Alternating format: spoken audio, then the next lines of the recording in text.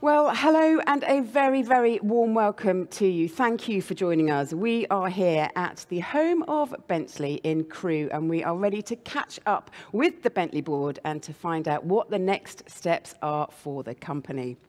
Our studio today is the Excellence Centre for Vehicle Finish, and this is where the extraordinary Bentleys of today and tomorrow roll off the production line. A little house note right now, just to say that if you are watching with BentleyMotors.com, then we have got a Q&A session at the end, so please get your thinking caps on and come up with some questions for us for later on. If you are watching us through LinkedIn, then unfortunately that service is not available to you today, but everybody is very warmly welcomed. And we will start by having a chat to our chairman and CEO, Adrian Hallmark. Hello, Adrian. Hi, Vicky. Could you very kindly recap for us the Beyond 100 strategy? With pleasure. It seems like yesterday that we kicked this off, but it was actually November 2020. And quite simply, it is the boldest strategy of any of our competitors and one of the most progressive in our industry. And in simple terms, it's the reinvention of every product, all of our technologies and our factory over an 8-year period to become completely carbon neutral and to have 100% battery electric vehicle offering by 2030. So bold and ambitious plan, first luxury brand to commit, and we aim to be the first to get there. For us, it's really important that we do it with our customers, but more about that later. It's about redefining Bentley as a benchmark, not just for our cars, but for sustainability as across the whole scope of our operations, and all achieved from a UK manufacturing base. Now, talking about a decarbonised future, you've already had an incredibly busy day. Can you tell us what you have been explaining and talking about already? Absolutely. So today's been one of the most significant days in Bentley's modern era, in fact. We've announced the first battery electric Bentley will be produced in late 2025, and it will be produced here at Crewe, the birthplace of many a car since 75 years. And just like the GT in 2003 was a game changer, a segment shaper and segment former, we don't just aim to build the first Bentley as an electric car, we intend to create and shape a segment too. So it's bold, it's a beacon of light really for the town, for the colleagues in the company, for our business partners and dealers, and of course it's a great signal for UK manufacturing, and it's a crucial step on our Beyond 100 strategy. So you are already on that journey to Beyond 100. How has the first complete year been? How would you describe it? I think unpredictable is the favourite word. We said last year we're cautiously optimistic about our potential in 2021. But let's face it, we overcame the aftermath of Brexit and the supply disruptions that could have caused. We certainly overcame COVID and had no internal transmission and kept our team safe at all times. We managed the semiconductor crisis with huge help from the Volkswagen Group, and we were also able to deliver record sales, record quality performance, a huge forward order bank, some 30% bigger than we started the year with, which was already a record, and although we can't talk about them yet, record financial returns. So we had a great year. It's our second year of sales record, double-digit growth, every model, every market, and fantastic results. And it's a testament to the operational excellence that we've achieved, the financial discipline that we've now regathered, and really encouragingly, and linked to Beyond 100, 20% of our Bentegas were hybrid last year. And bearing in mind, it was only launched in the first quarter, and Bentega is already 40% in total, 45% of our sales. So this is a great symbol, and we're looking forward to the same kind of response to the Flying Spur Hybrid, which we've launched this month. When it comes to the commitment for Beyond 100, how have things been and how are things looking for the future? So it is the biggest transformation in our history, and we don't underestimate the scale of challenge that we face. But we are all totally committed. And whatever we've been through, be it COVID or the semiconductor crisis, it hasn't weakened our resolve to achieve 100% BEV by 2030 100% carbon neutral by 2030 in a dream factory with a dream product range. In fact, if anything, it's reinforced that ambition. That's great to hear, thank you. Let us delve a little bit now behind Beyond 100 and look at the products. And Matthias, can you tell us about those, please? Yes, Vicky. Yes, as Adrian was saying, I think last year was a very successful year. We had a lot of, or some product launches, all fascinating, exciting Bentleys, and we had two plug-in hybrid. One is the Bentayga plug-in hybrid, and the Flying Spur plug-in hybrid. And both cars are absolutely shows that our strategy is the correct path. The customer likes that car. They give the customer the feeling of a real GT, of a real Gran Turismo, but with a not restricted range, with all the characteristics, but with the ability to really reduce fuel consumption and CO2. And with our own test, and we see with a typical driver profile, we can reduce that by 50 to 60%. And therefore, it's absolutely our path to electrify more the cars in the future. Every product lineup will have a plug-in hybrid version by 2024. Then towards the end of the decade, it will be all electric. But it's not only about powertrain. For us, very important also is material. Bentley stands for outstanding craftsmanship in the interior, and we are looking really for sustainable material. And just one example is we joined recently as the first OEM the leather working group in order also to be there absolutely on the leading side with sustainable leather, with sustainable materials in the inside. Yeah. Therefore, it's really absolutely the right way, and we are continuing on that.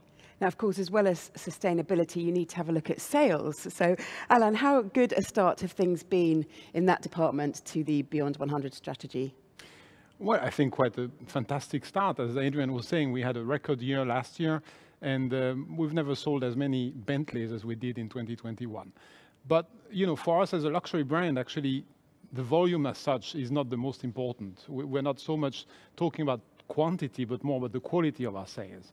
So for any customer, buying a new Bentley is really an extraordinary thing, and it should remain an extraordinary event. And I can reassure anyone interested in buying a Bentley, in a worldwide car market of 70 million cars, our less than 15,000 Bentleys last year remains a very exclusive volume, and that's the way it should be, because we really want the fact of buying a Bentley to remain something extremely exclusive.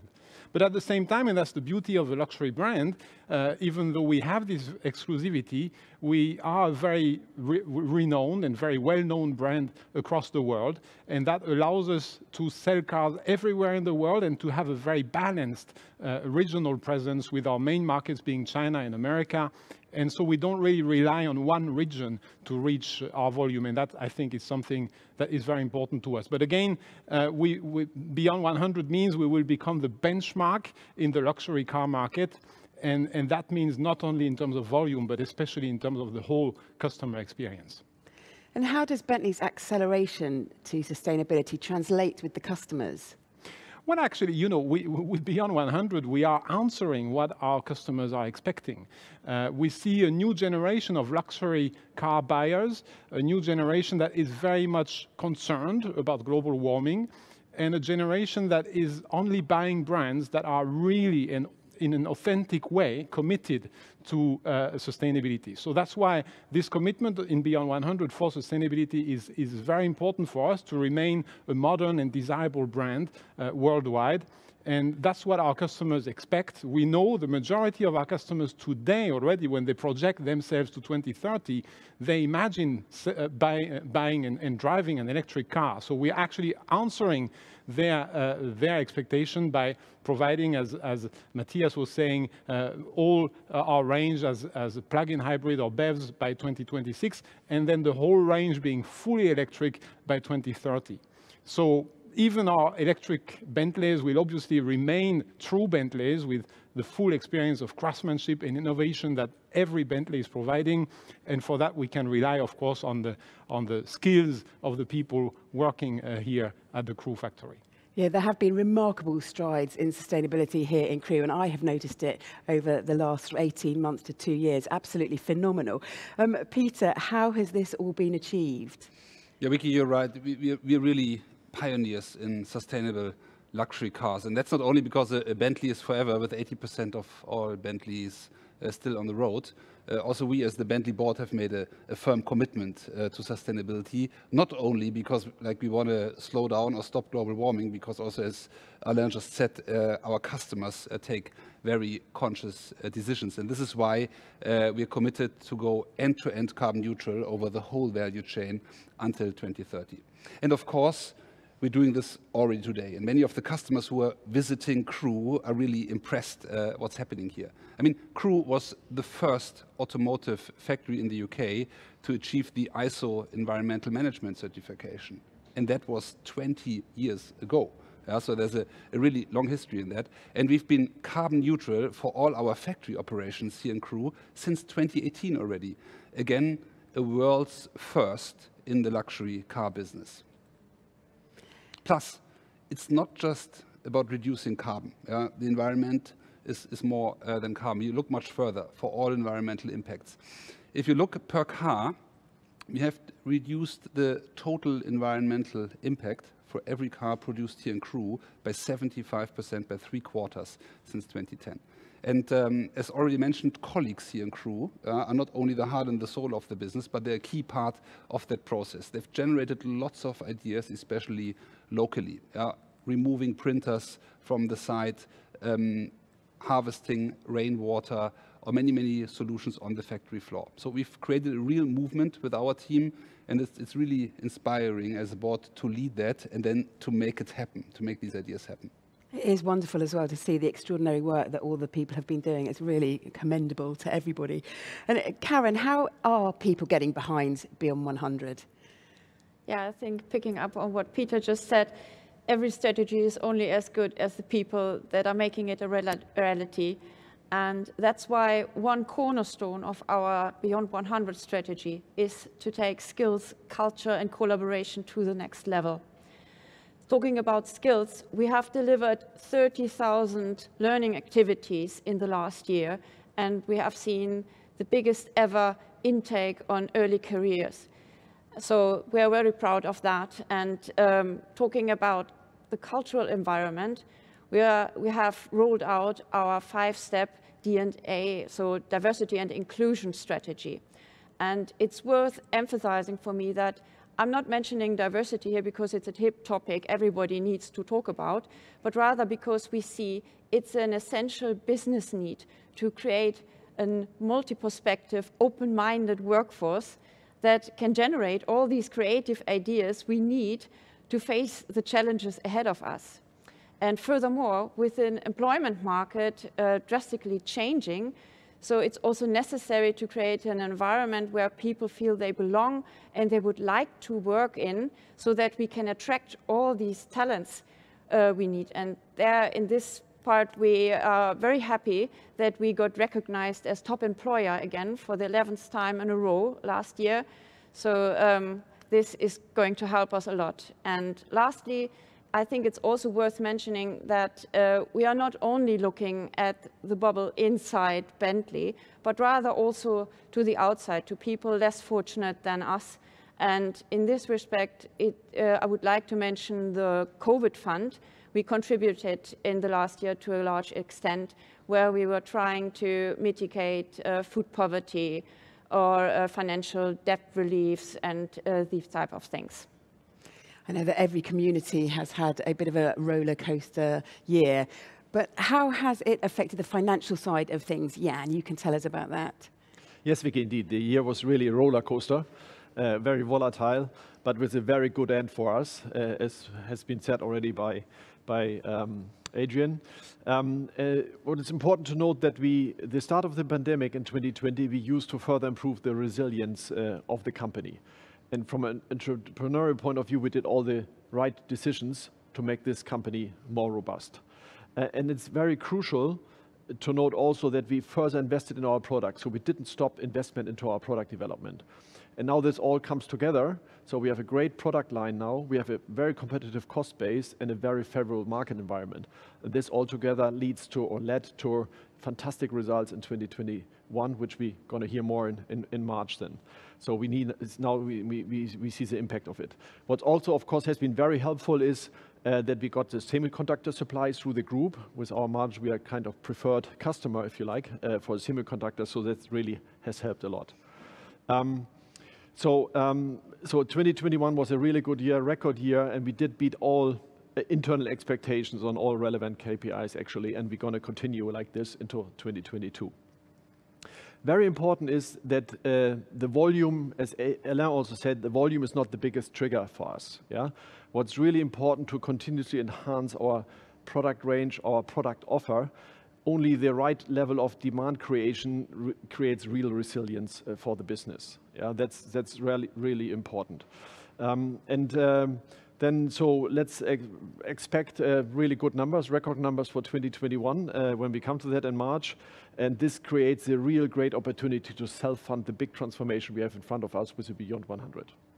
Great stuff. Thank you so much. And talking about Bentley's latest model investment, we will take a short break now and we can enjoy some footage of Bentley's Continental GT Speed. See you in a moment.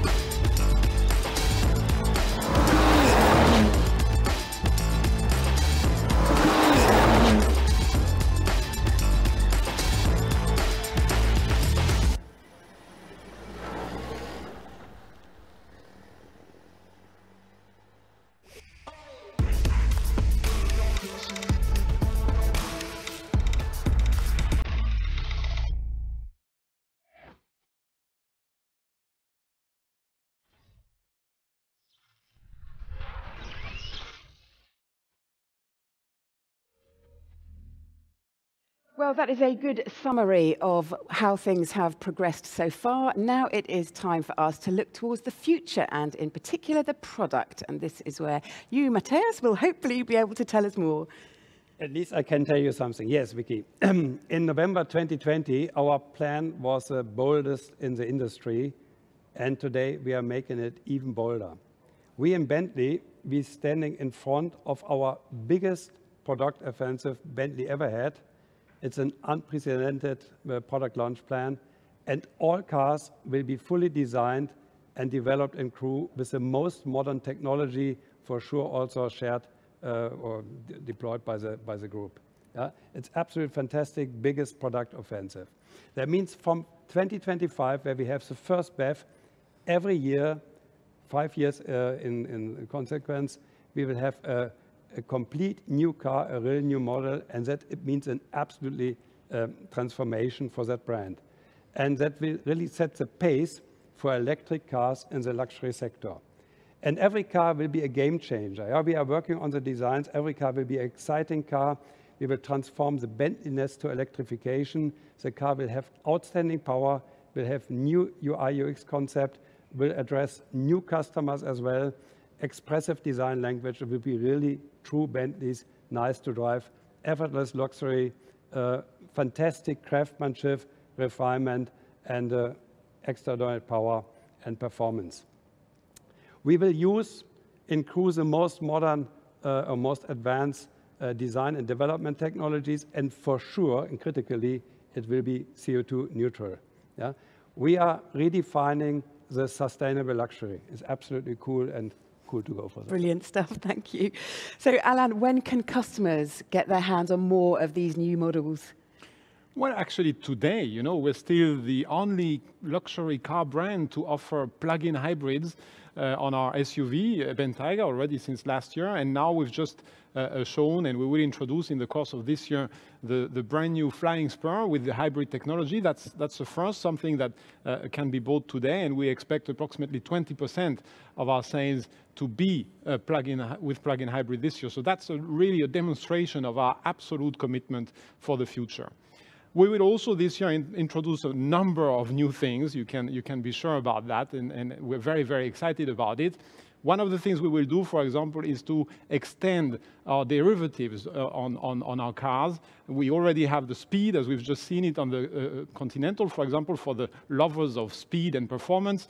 We will extend this same kind of logic on other derivatives, maybe oriented to customers that are more sensible to comfort or to well-being. So we will have a very consistent derivative range that will be the same on every car model that we sell. So that will be a renewal really of our car range that we will introduce from this year. And then there might be 1 or 2 more surprises coming from Mulliner relating to our coach build or classic portfolio, but let me not give everything away today. Plenty for customers to get excited about for now. And Absolutely. If we have a look away from cars for the moment, can you tell us a bit more about building those extra connections with the customers now being so value-driven? Well, yes, you know, as I was saying, our customers are expecting a sustainable commitment from us. And that is not only related to products. When we say we want to be the benchmark in luxury, it relates to the whole luxury brand experience wherever our customers come in contact with the brand. And for example, of course, we're looking at the experience of our customers at our retailers, at their dealer. And here, you know, just as we have here a carbon neutral factory, we are very happy that in the UK, for example, from this year, 100% of our retailers are also certified as carbon neutral by the Carbon Trust. So that's a very important initiative for us, again, to demonstrate our commitment to sustainability, not only here in the production, not only in our products, but also in our retailers. And we will extend that this year to other countries. And we expect that all our retailers will be carbon neutral by 2025. Well, the sustainability bar has been set very, very high here in Crewe. But Peter, how are you going to raise that bar? I mean, let's say we are a great team inspiring each other and raising the bar all the time. And yes, there are great examples of further progress building on the existing carbon neutral operations here in Crewe. For example, we are every year minimizing the carbon offsetting by just emitting less carbon. Since 2018, we already reduced offset by 80%, which is underpinned by a full business carbon audit. But how do we do that? For example, by on-site energy generation. Here on the Green Campus in Crewe, on the Green Bentley campus, we are creating our own green energy. We have 30,000 solar panels here in Crewe, and we will extend it to 40,000 in the next 2 years. And Vicky, if we stay with renewables, since November 2020, our whole in-house logistics fleet, so the vehicles which are carrying the parts from the warehouse to the production line, is now either electrified or runs on sustainable HVO biofuel. And this year, we will take a further part of our fleet to biofuels, including our heritage collection. And just imagine a 1960s S2 flying spur running without carbon emissions. Isn't that something that's great? And another big lever on that journey is the partnership with our suppliers. We've already taken all of our suppliers through an initial sustainability rating process, so we know where they stand. And now we align them to our goal of becoming end-to-end carbon neutral until 2030. This will be launched by the first half of this year. And for the tier 1 BEV suppliers that are supplying parts to that groundbreaking vehicle that Matthias' team is just developing, we're now setting out minimum standards they will be required to meet. For example, use of renewable energy or committing to circular economy principles. And well, you're doing this in parallel to preparing the factory for BEV. This is not going to be a quiet time for you, is it? To be honest, today was not a quiet day at all. It was a very exciting day. It started like all other days here in Crewe at 7 a.m. in the morning, but it started with the announcement, as Adrian already mentioned, that we will produce our first game-changing battery electric Bentley here in Crewe. And that's a milestone for Bentley and the UK and our whole colleague population who were there this morning at 7 o'clock before they started work were really excited. And there's a big buzz all over the site today because this new dream car that we're developing, as you can imagine, it needs a dream factory. And my team, the Bentley manufacturing team, they are creating currently an industry-leading greenfield facility within our historic Bentley campus here in Crewe. And as you can imagine, we're really striving for something special. We're striving for a real high-tech facility which is encased in English brick, in Cheshire brick here. For example, we will not have a conveyor belt anymore, but autonomous guided vehicles which carry the cars in our assembly lines, and we will call them, of course, robotic chauffeurs. This gives us ultimate flexibility in volume, which my sales colleague Alain will appreciate a lot, and also ultimate mix flexibility for building in extra options, which Jan appreciates a lot. So, Dream Factory will also be a dream for customers. Our customers will be able to collaborate with us on creating an even more personalized Bentley than today. It will be a great experience either here on site or digitally. And to deliver this, we will combine our unmatched craftsmanship skills here with new digital manufacturing concepts. And as you can imagine, Vicky, it's also a dream for the environment. We will continue that go-to-zero journey I've described because until 2030, we will reduce the environmental impact that every vehicle has during its production process to an absolute minimum. And that's not only carbon, that's also waste to landfill, that's plastics, and it's water. The cars will have zero impact, will use zero fresh water in 2030 for production. Only one thing we will keep, and Karen will be happy to hear that, it's the best of Crewe, it's our people and their unique craftsmanship skills. It will be highly qualified dream jobs here, and it will give the next generation of employees a great experience here in Crewe. So a dream for the team because they've earned it that we'll bring the BEV production to Crewe. And the whole thing will not only further increase our competitive advantage, it is also a sustainable investment towards the future of manufacturing in UK. So the UK can really be a place for highly successful manufacturing businesses. And that's why it's not just a car factory, but a dream factory. And it's full of dream people as well, which is what every company wants.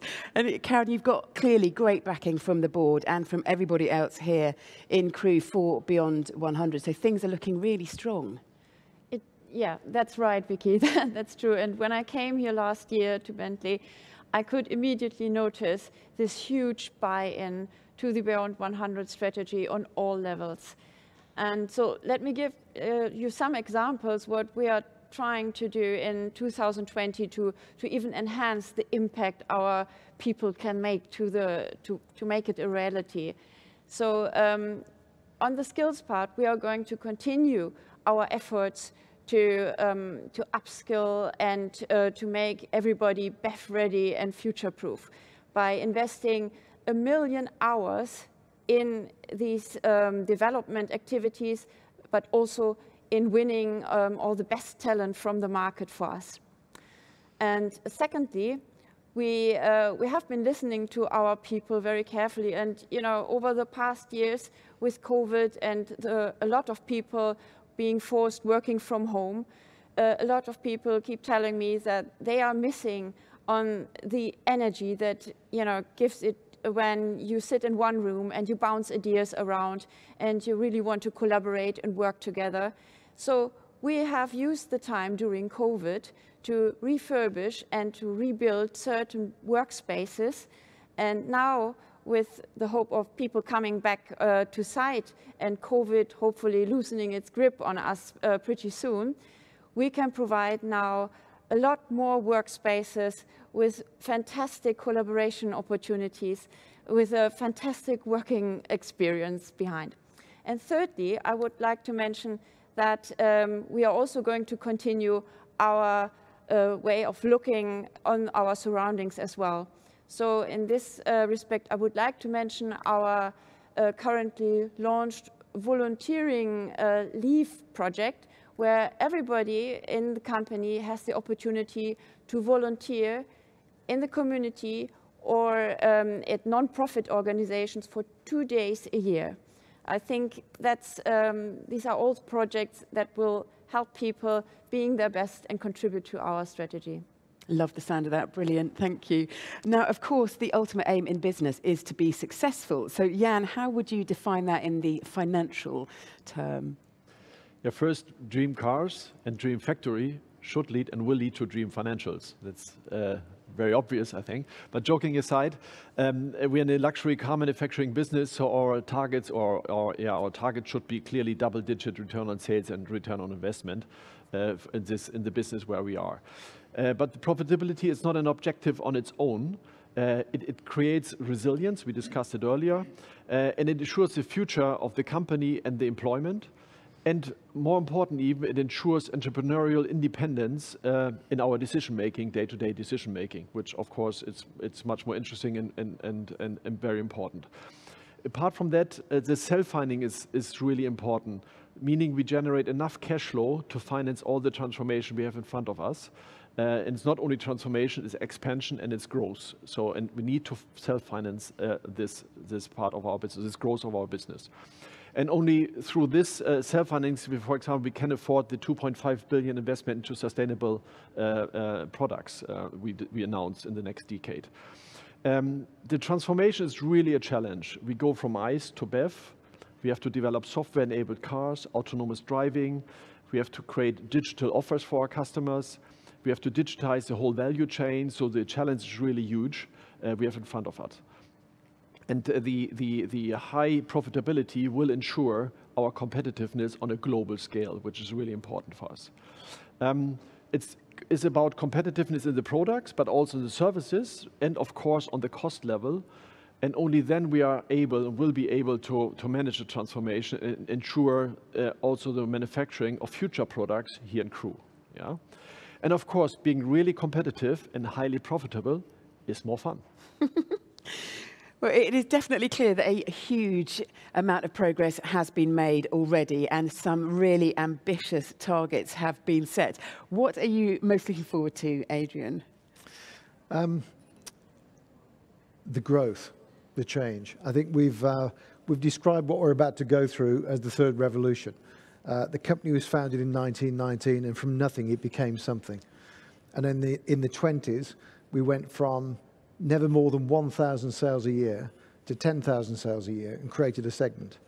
And in the next 8 years, we'll go from 10,000 cars a year to a lot more than that. We'll tell you more about that in due course. And fully electric and carbon neutral and digitalized with a dream factory. And we'll reinvent the company.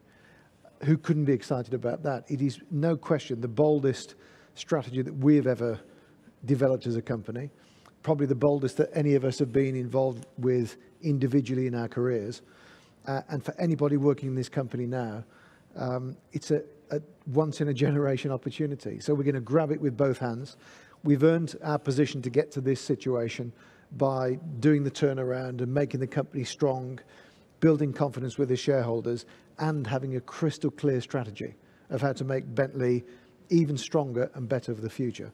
So that keeps us all motivated, it keeps us inspired, and trust me, there's a lot more to come. Exciting times. Well, thank you very much indeed for this particular segment.